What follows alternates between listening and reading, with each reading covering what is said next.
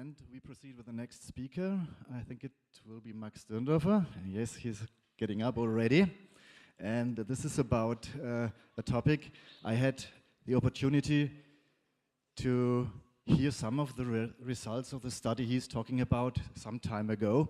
And I can promise you we will hear some surprising or maybe even not surprising facts on business process management methodology.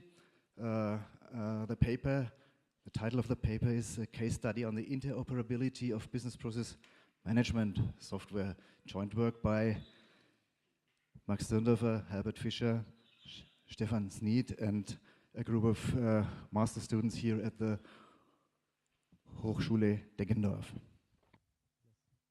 Thank you for your welcome and your introduction. And welcome you to my presentation about a study which was carried out here in Deggendorf with the help of our students in the master program in business informatics. We did a study on the interoperability of business process management software or between business process management software. And as in the introduction was mentioned, it is a collaboration between the HDU Deggendorf and Metasonic. The motivation to do this was some years ago, can be found some years ago at the S-BPM 1 2011.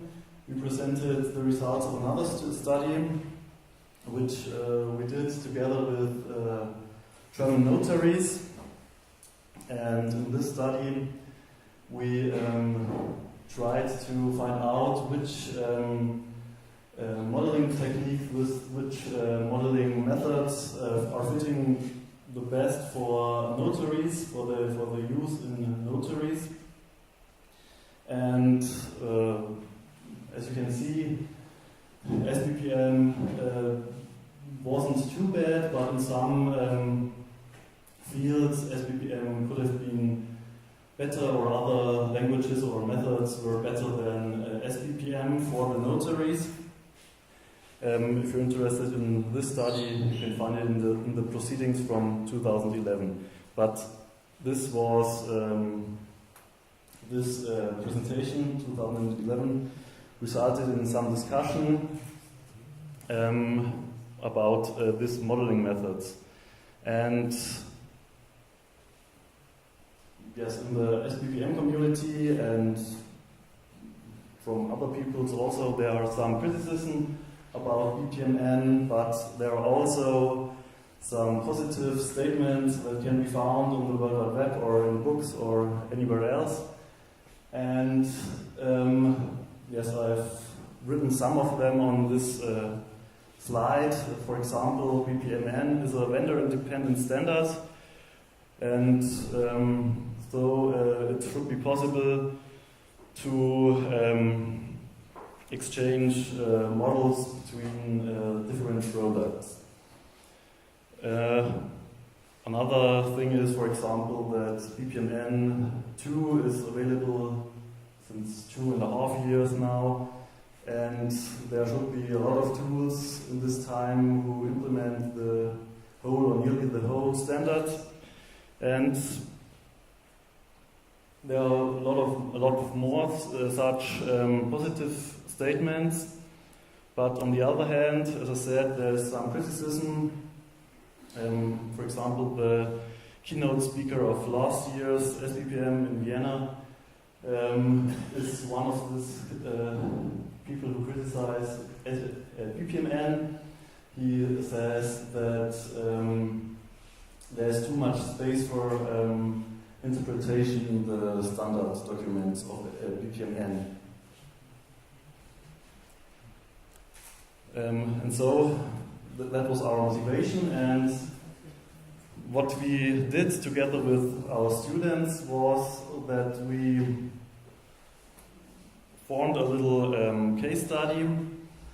In this case study we wanted to look if this positive statement and also if this criticism about BPMN, if this is relevant in practice, or if this is something that maybe is correct on papers, but in practice it doesn't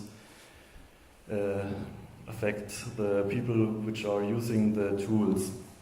And therefore we designed a little case study in 5 steps. Well, some words before I explain this graphic. There were 8 groups of students that helped us. Each group did this process for one tool, so we checked 8 tools. The first step was that the groups had to select one BPM tool and BPMN tool and install it for this testing. The next step was to model a given process. They got no finished process, but a process description. In the next step, they tried to bring this, their own process models to execution. They tried if it is executable in their modeling tool or in the corresponding workflow engine. And as the title of my presentation says, the most important points are the last 2. They tried to export their models out of the tools, and after that they exchanged the exported models and tried to import models from other tools. Yeah, this is the described case. It was about 1 sheet of paper, and the case is the buying or the sale of a furniture by the use of a credit. The buyer should have the possibility to get a credit from his furniture seller. And now I'm coming to the results of this study. Go back to slides. What we have done is we have tried to use this 5 steps to structure the results of the case study. And so this is the first result for the installation process. This is not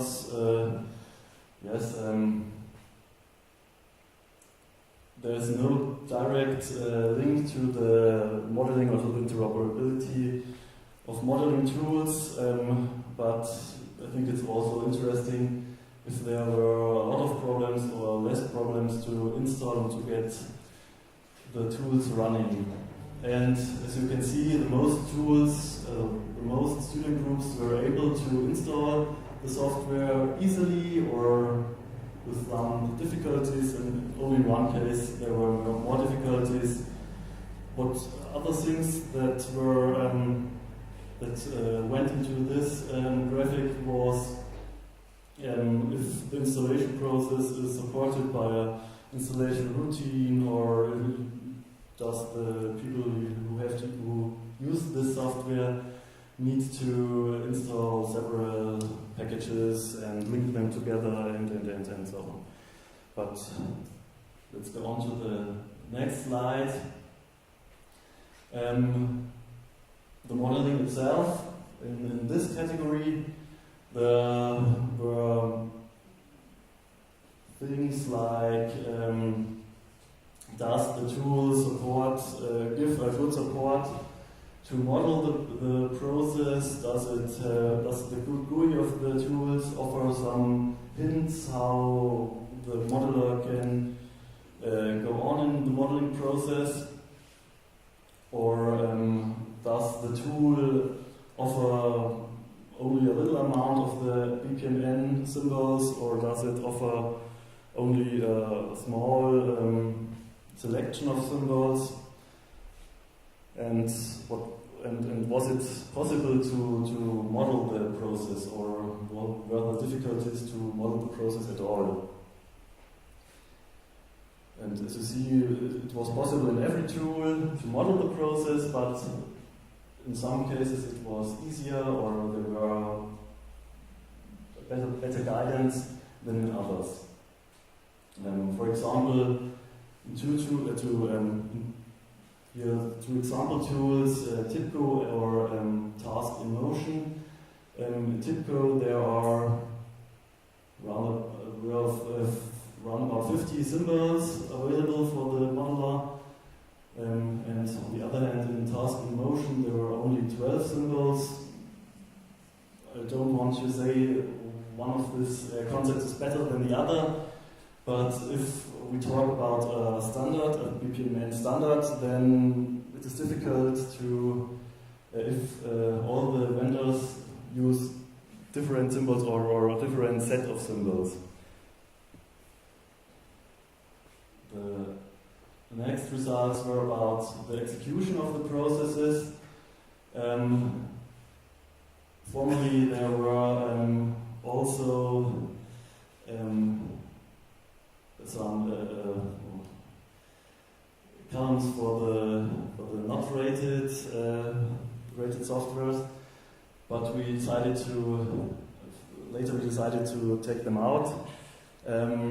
Some of the tools simply do not have an own execution environment, or some of them only had a simulation possibility, and so we decided to take them out. And in the tools that had an execution engine, it was easily or very good possible to run these processes. The process is modeled by the groups. Or this was also a point in this the field execution is their support for such formulas for the user interface, for the users that are using the processes finally, and this was also in some cases better than in others. Well, and now we come to the topic, the interoperability. And as you see, the first problem that the teams had to handle was that there is really a difference of the possibilities to export the BPMN models. Some of them offer, like JBoss, S-BPM, offer a big amount of different export possibilities, and especially they offer an BPMN2 XML file, and others do only offer vendor-independent files or not even any other open files like people export or something like that. This was the results in this category were not so good, but around about the half of the tools were able to export some kind of files. And now we come to the sad point in this presentation. None of the tools were able to import the exported files of the other tools in a good way or in any way. Only Oracle BPM Suite, or only with Oracle BPM Suite, it was possible to import a process for. I have to mention always that, of course, our student teams did not have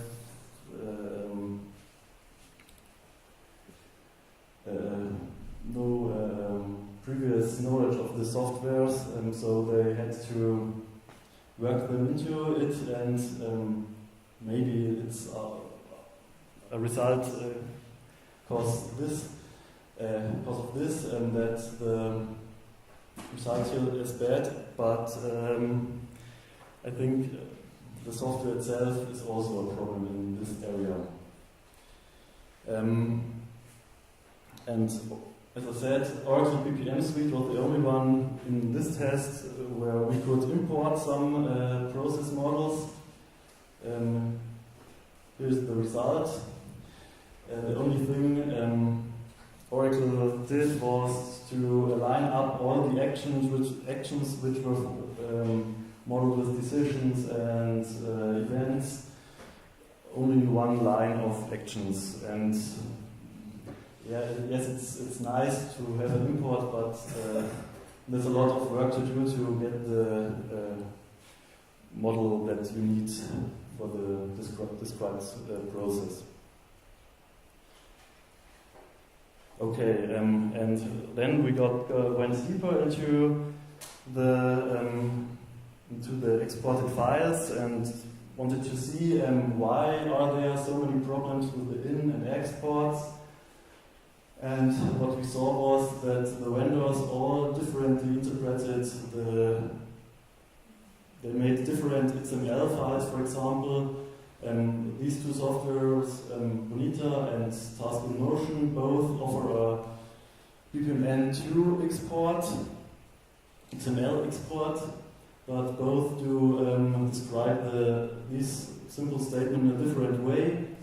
We have here on decision and 3 actions or tasks. And as you can see in Bonitasoft, there is task 1 is defined, also in task in motion, and in the next step there is the gateway.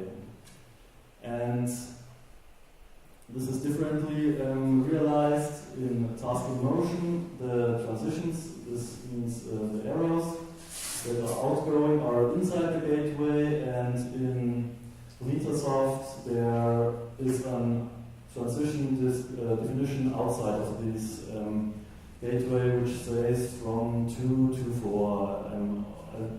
Every element in Bonita has a ID which is used here. And there were a lot of other problems, for example, the join symbol here into the same software products were simply named in other ways. Okay, what were the findings of our small case study? The BPMN tools do still have to improve their possibilities in the area of export and import, and also a problem for our students was, or it was not a problem for our students because they used the symbols that were offered. But if we are talking about a standard BPMN2, then it's a problem that these different tools use different symbol sets, and the cross-platform difficulties are also to mention as a result.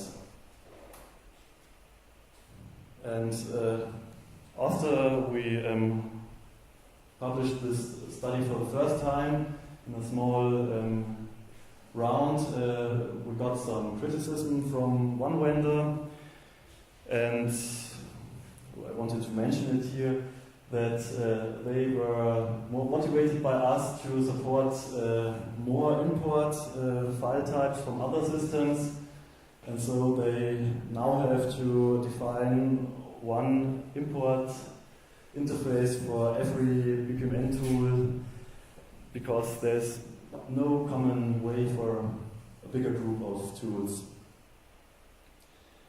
And so the slide was seen at the beginning of my presentation, was shown, and I had to change it a little bit. BPMN is a vendor-dependent standard, and so we have no good interoperability between products, no automatic interoperability, and the business processes, yes, they can be described exactly even with a small amount of symbols, but BPMN2 offers a big amount, but you can't use them in the tools. And yes, the tools are not supporting a good interoperability, and they do not follow the standards, or on the other side, maybe the standard is too unprecise. Which led us to some further questions. As I mentioned, is the definition of BPMN the weak point, or do the software vendors implement their tools too imprecise? And the last thing is we did not try to import every file from every software we tested. We made I think we imported from 2 other tools into one tool. Maybe there would have been some tools which could import when we tested every exported file with every tool we tested. And finally, I wanted to thank the students which supported us by giving us their findings. One of them is sitting in the last row. Thank you, Mr. Witt. And thank you for your attention.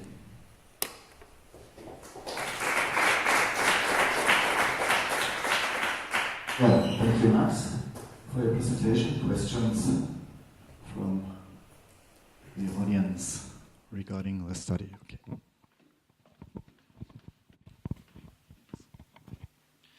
Well, I have a somewhat naive question.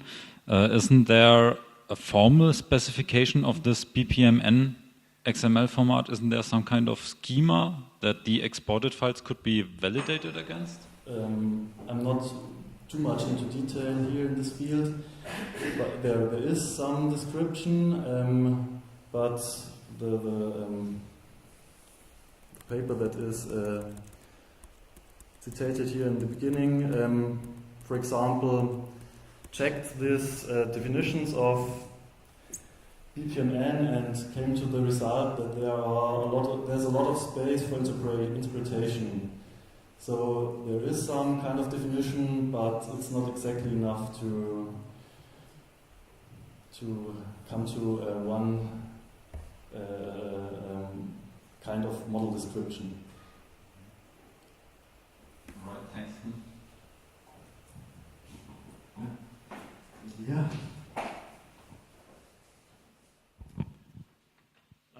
Thank you for your presentation.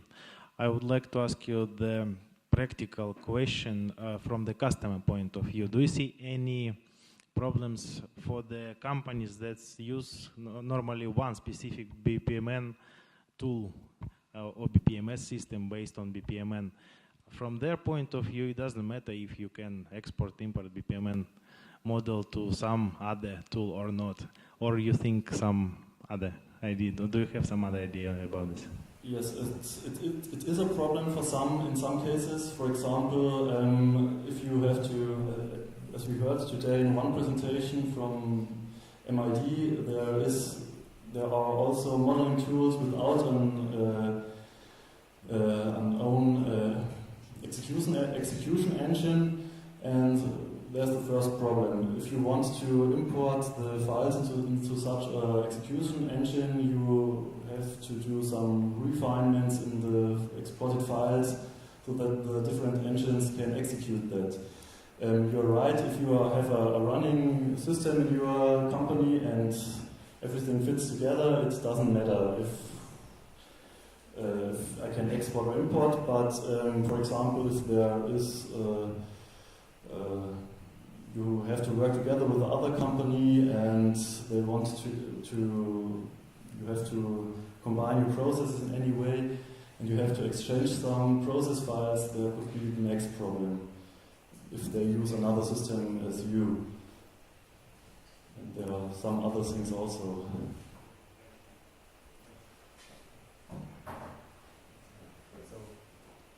So So the question from you is, for example, that do the software vendors just implement the standard wrong or not exactly enough, or do they intentionally try to lock in the customers?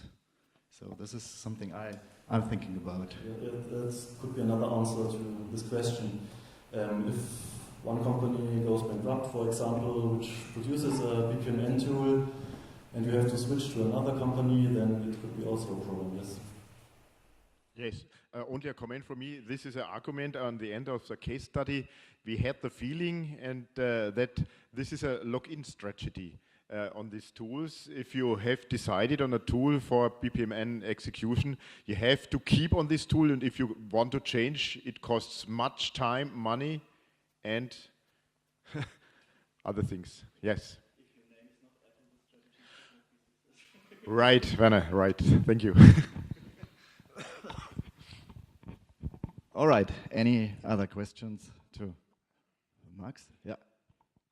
Do you have double-check your results with the producer of the tools, that it don't depend on the skill or on the capability Yes, of your students? that was what I mentioned. This is only a short paper. We did not verify our results into deep. We're planning to do another similar research in which we can we try a second time if we can validate these results. Well, thank you. And this does not mean that these tools are bad or you can't use them. The only problem is if you have to move from one tool to the other tool. That's the main problem. Mm-hmm. Any more questions? One last one from me, maybe. You talked about the 5 categories the students evaluated, it starting with installation, modeling, execution, input and export, I think it was. Can you give us a little insight on the sub-criteria and how the students rated? We learned a lot about points yesterday night, so maybe what was the scale for the evaluation? Yes, I mentioned some examples. For example, in the category modeling, one point was the amount of symbols that are supported by a tool, and was it possible to model the process with the tool? And I also mentioned it before. Was there the possibility, or were there hints given to the modeler by the GUI of the tools? And we collected this data and made a scale out of it. And the more one tool could support of these things, the more points